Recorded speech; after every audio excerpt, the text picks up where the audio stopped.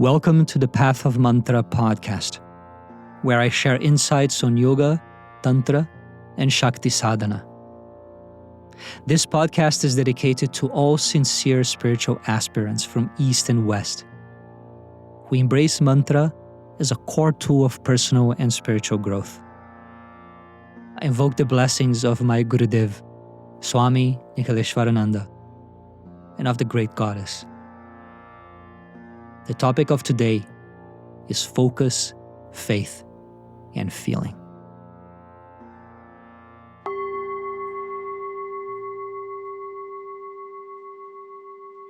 When people do a certain sadhana, a certain spiritual practice, and they don't get the results, they do a certain mantra, they follow the ritual, they do all the steps, but it seems that nothing happens. Why? It's because focus, faith, and feeling is lacking. In most cases, this is it. The mantra is a tool. The word mantra itself represents that. Man means mind, and tra is a tool. It's a tool of the mind. And so your tool may be amazing, but you need to know how to operate it skillfully. A warrior may have the best sword, but if he doesn't know how to wield that sword, how to use that sword, it's not going to be effective. And so, mantra and then yoga, the path of self-cultivation and purification of body, mind, and breath, these come together. If the mantra by itself was powerful, all you needed to do was to record the mantra once in an audio file and leave that repeating, ongoing, in your room, and then the effects would happen. It doesn't work like that. The mind needs to be there. Your sadhana will be as powerful as is the power of your mind applying that tool, going through that process. And these three elements, focus, faith, and feeling, are three different facets of that power of the mind, manas shakti in Sanskrit. If when you're doing your mantra, you are thinking about so many other things, you can be repeating your mantra verbally or in your mind, whispering, but you're not really there. If you're thinking about other things and this is just going on mechanically, then your prana is not with the repetition. Your prana is not with the recitation. Your prana is scattered all over the place. And so that is dead. It's not going to reach very far. It's not really going to pull the deity towards you. So the first element is focus, learning how to focus the mind. My guru talked about this here and there, but he didn't emphasize too much because for most people it's so difficult or impossible that they would give it up altogether. While it's better to practice the mantra and alongside to grow your ability to focus. When he did speak about it, he would say things like, having a thoughtless mind is the foundation to activating the mantra, or perfect concentration is the basis of mantra sadhana, or do this ritual, repeat the mantra without thinking about anything else, and in 12 days, in 11 days, in 15 days, whatever it was, you will have the result. So how do we cultivate the ability to focus? That's where meditation comes in. The practice of concentration meditation is essential for you to be able to operate the tool of mantra, to use the tool of mantra, to play this instrument adequately. There are many different styles of meditation. Not all of them are concentration meditation. For the path of mantra, we need to be training ourselves regularly in concentration meditation. You can do that by focusing on your breath, like the Buddhists do. You can do that by focusing on a particular image, on a candle flame, on a feeling, or on the mantra. Right? The practice of Mantra itself can be a practice of concentration. But you have to sit with a really clear intention that I'm going to repeat this mantra for 10 minutes, and my goal is to repeat every mantra mindfully, with full focus, that I am aware in every mantra, that I'm aware of every syllable of every mantra. If you spend a minute or two at the beginning of your practice cultivating this resolution, this intention, this sankalpa, that will allow you to have a better practice. And then, of course, during the practice, you need to rekindle that multiple times. So yes, you can grow your ability to focus by doing the practice itself. However, in my experience, if you have a separate practice that is only about concentration, that is helpful. Of all the different techniques for concentration, the yogis say that trataka, gazing, is the most powerful one. Such has been my experience as well. So you may want to give that a go. It is better to do 10 minutes of trataka with full intention than to do 40 minutes of trataka kind of there, just coming back, that kind of lukewarm intention. It is better compress that time into 10 minutes, but do it with greater focus, with greater intensity. Almost as if you were like a person walking the tightrope. A split second of distraction, you fall. If you approach your mantra or your concentration practice with this intention, with this intensity, your growth will accelerate. Another practice that I have found, a couple of other practices that I've found powerful in cultivating focus. One of them is sankalpa sadhana. This practice was taken from the book Practical Hypnotism by Narayan Duchhirimali. And basically, you focus on one sentence that expresses your intention, the thing that you want to imprint into the depth of your mind, into your subconscious mind. And you focus on that sentence, not just the words and the sound of it, the meaning of it, the intention of it. You focus on it wholeheartedly for a few minutes. And so if you sit for 5 minutes with a strong intention, focusing on this sentence that I have perfect concentration, or I do mantra thoughtlessly. You can express that idea however you like. But if for 5 minutes you do this as a practice on its own, little by little, this directive will go deep into the different layers of your mind and will educate, coach, guide the different layers of your mind to behave in that manner. And then the other practice also got from Practical Hypnotism. And now you see why in episode number 1 I said that, I didn't want to read that book because I'm not interested in hypnotism. But about 30% of that book is relevant for all spiritual aspirants. It's this type of stuff. It's the practice of thoughtless meditation. And here again, you have a strong intention that for 5 minutes you can put on a timer. I shall not think of any thought.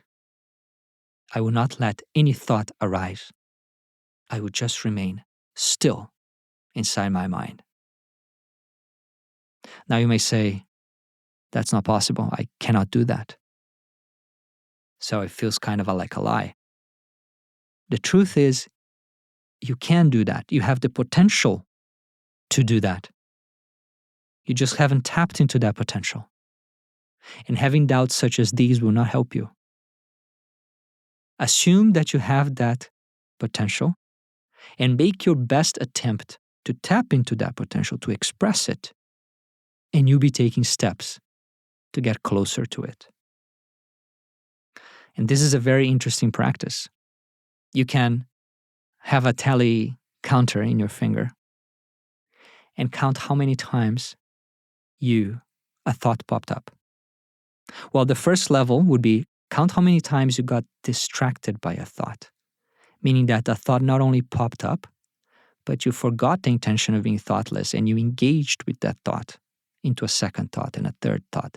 That is being distracted. In the beginning, your awareness is not so fast, sharp, or subtle to just count every thought, but instead you can count every time you get distracted by a thought. And then later on, you start counting how many times a thought arises.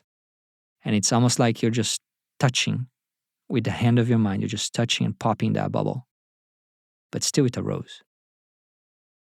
And what you will notice is if you take this number every day, initially this number will start increasing.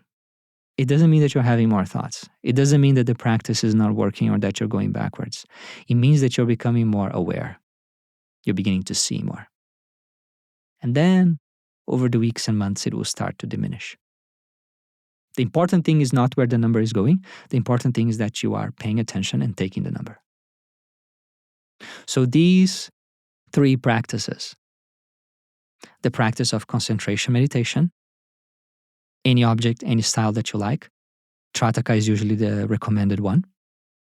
Then sankalpa sadhana, where you are programming your mind that you have perfect concentration, that your mind is under your full control. And then the practice of attempting to be completely thoughtless. These 3 are powerful foundations for the practice of focus. Then when you go and do your mantra japa, your recitation, your repetition of mantras, then you bridge that skill that you are developing in your mind, in your brain, you bridge that onto the mantra. It doesn't necessarily happen automatically. You have to have the subtle intention of like, okay, let me now apply this growing skill into the mantra. And that elevates your practice.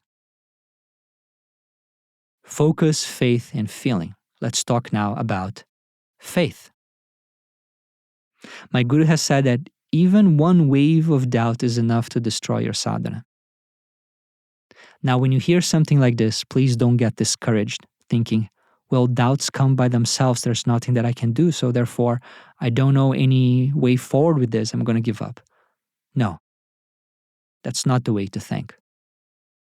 What he said is absolutely true, and that's what we need to aim for. That evokes the level of seriousness that we need to have about cultivating faith. What does it mean to have faith? There are 4 things that we have to have faith on when doing mantra sadhana. First, we have to have faith in the deity. That yes, there is an entity behind this mantra. There is an entity that I can reach energetically, and perhaps in the future, if I become really evolved, that I can reach physically through the power of the mantra, that the entity is real. Cultivate this belief. Cultivate the attitude that when you're doing mantra, the entity is there and she or he is listening. And faith, just like focus, is cultivated little by little over time. So I said faith on 4 things. The deity, you need faith on the mantra, that this mantra is authentic, that this vibration is sacred, that it has the potential of creating this connection with the deity, of creating this effect. Because many mantras are about creating a connection with the deity, and the effect comes through that intelligence, through that entity. While for other mantras, it's just, yes, there is an entity behind, but the effect comes from the mantra itself. So faith in the deity, faith in the mantra. Then you need faith in your guru. That your guru is authentic. That he is accomplished. That the path that he is teaching you, that the way he is guiding you, will work because your guru is true. And fourth, you need faith in yourself. That yes, I'm not a big yogi. I'm not like these tantrikas that can do some crazy amount of tapas. But I know that that potential exists within me. I know that at the essence, I am divine, just like they are. They're my elder brothers and sisters on the path. They have done more work. They've been at it for longer, for lifetimes. I may be more in the beginning. But I know that I can do this, and I choose to believe in myself, to believe in my capacity to develop these skills, to elevate myself, to purify myself. No matter how many times I fail, I will reaffirm this belief. That is faith. Faith does not require proof. If you have proof, then it's logic, it's understanding, it's reason. Faith is to decide what you believe in and to never review that decision, come what may. And your faith will become stronger with each doubt it conquers, with each obstacle it conquers. If doubts arise, they weaken your mana shakti. They weaken the power of your mind. And this doubt could be, I'm not sure that I'm doing this right. I don't think I can do this. I'm not making progress. Or maybe this guru is not authentic and this path is not going to work. Maybe this mantra is wrong. Maybe the deity is just a fruit of the imagination of the ancient seers. All of these, and there are a million different ways that doubts can come. All of these things weaken your sadhana. My guru has also said that faith is the foundation of the path of Tantra. It's not possible to make progress in this path, to walk this path without faith. So what do we do with the doubts that arise? We don't believe them. We let them come just as thoughts that come and go. But we don't believe them. We don't continue them. We don't dialogue with them. We also don't try to push them away. Just let them be there. But that's not where we're putting our attention. And what receives our attention will grow and solidify, will become real. What we withdraw our attention from will dissipate, die, disappear. The third element, focus, faith, and feeling. Feeling means that you need to engage your heart in the practice. It's not enough to say the mantra with perfect concentration, not thinking about anything else, and have full faith that it's going to happen. All of this is great. It's already a great achievement. But there needs to be feeling. My guru has said that one of the main reasons why people fail in their sadhana is because there is no connection of pranas. That's the term he uses. I believe that in Sanskrit, this is prana sambandham, the connection of pranas. And therefore, your mantra, your energy is not reaching the deity. It's like you're not speaking to him or her. You're disconnected.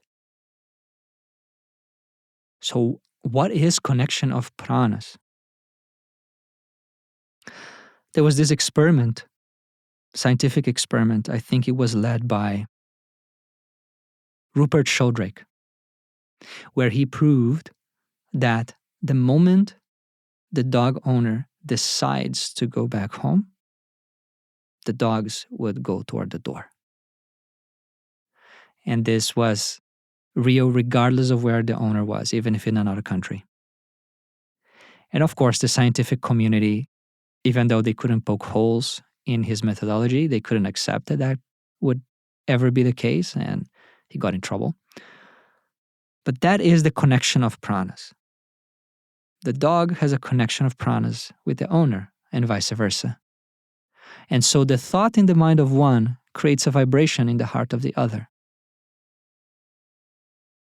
If I would explain this in terms of quantum physics, It's the phenomenon of quantum entanglement. When two particles are entangled in quantum physics, whatever happens to one happens to the other, regardless of any space or time difference. They're kind of one and the same, even though they're different in another level. So that's what we need to cultivate with the deity of the mantra. That heart-to-heart, mind-to-mind connection. And that's a matter of feeling. That I am your devotee, or I am praying to you as the divine mother, as the divine father, as a divine friend or teacher. I am establishing that connection in my heart. And that changes the quality of the mantra. That creates a completely different vibration. And when that feeling, when that bhavana, feeling, state, or mood is established in me, and that my mantra is impregnated with that, when that mantra reaches the deity, it will have a different effect. It will call her attention. It will make her want to come and see you and help you. Cultivating this feeling, it's a matter of imagination. Imagination is a tool of our higher mind, and it's a foundational tool in the practice of Tantra, all lineages of Tantra. This tool is not used much, at least, in Buddhism, for example, but in Tantra it is foundational. In Vedanta, again, not used. In yoga, most lineages not used, but when you start going into Kriya Yoga or Kundalini Yoga, yes, there is the imagination. So in the imagination, you will be creating this connection. And in the beginning, it will be one-sided. It's like a one-sided love affair. You love the deity. The deity yet doesn't care about you. You haven't established that connection yet. More needs to come from you for that to happen, to elicit a response in that great entity. For a while, I wondered if the power of the mantra came from the mantra itself or from the intention or emotion that we put behind it. There was this feeling that if it was more about the intention and the emotion, almost regardless of the mantra, then it doesn't matter what mantra, it doesn't matter even if I pronounce it correctly or not. But that didn't add up with what the tradition teaches. Then I realized that the correct relationship between the two is like a dance. The mantra is the choreography. It is the way you move. It is the steps, the protocol. Different movements are more appropriate for expressing different emotions. Can you express the emotion of sadness through a happy movement? Yes, but there is a disconnect there. It's better to express the emotion of sadness through a sad-looking movement. And if you have a movement of happiness but no happiness behind, it will be weak or empty.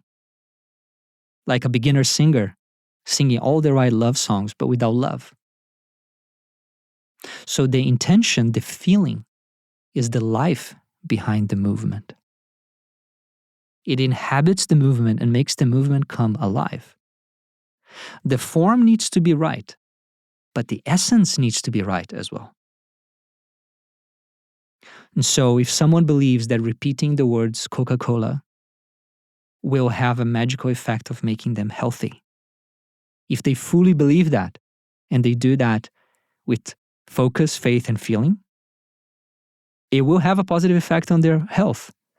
But that comes only through the power of the mind alone, through their mana shakti. Focus, faith, and feeling. I'm focused on this. I have faith it's going to happen. I am creating the feeling that it's happening.